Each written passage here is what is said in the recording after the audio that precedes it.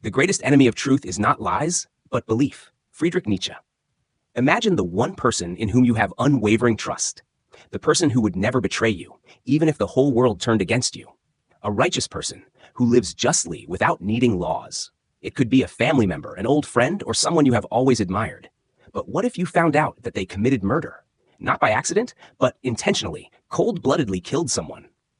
You'd want to deny the reality, find an excuse, think that there's been a misunderstanding. You might even jump to defend them, insisting they couldn't have done it. But what if all the evidence pointed directly at them? How long could your belief hold? Now, imagine it's you who is being hunted for murder. You might have actually killed someone, or you might have been falsely accused. Whatever the truth is, people's reactions will be varied. If someone refuses to believe your words, you can't help but feel not only betrayed, but also utterly powerless. Because trust is something that can't be forced or earned through effort. Belief is solely the responsibility of the one who believes, and it always comes with expectations. We often make the mistake of not seeing things as they are, but as we want to see them. And so, we unintentionally end up hurting others. Ironically, the person you thought knew you best, the one you never doubted, can cause you the deepest wounds. We often forget that we can never fully understand another person, and the closer they are to us, the more we fall into this delusion. The arrogance of thinking you know someone better than anyone, letting prejudice and false beliefs ruin our relationships by making quick judgments. Even if it's your own child, you can never know everything about them. Yet, we don't always pay close enough attention to those we love the most. We assume we know everything just because they are so close. Just as we fail to notice that an old tree continues to sprout and grow bit by bit, how much are we missing today about the precious people who are always by our side? This is a story about a father who struggles between his faith in his child and his doubts, fighting his way to the truth. Through this, I wanted to show how hard, yet how valuable it is to see a person as they truly are. The story continues as the father is confronted with a truth that could shatter his faith in the one he loves most.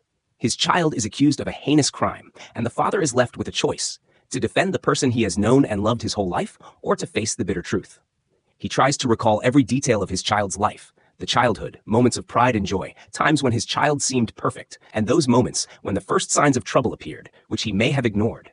He starts to doubt whether his perception was ever accurate. After all, how often do we see only what we want to see and turn a blind eye to everything else? His inner conflict deepens as he speaks to others who also have their own views about his child.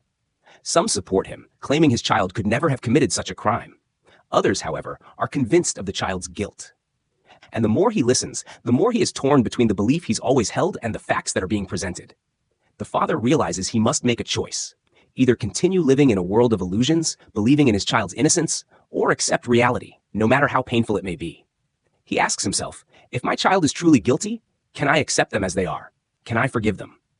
After all, a parent's love isn't just blind faith in their child's perfection.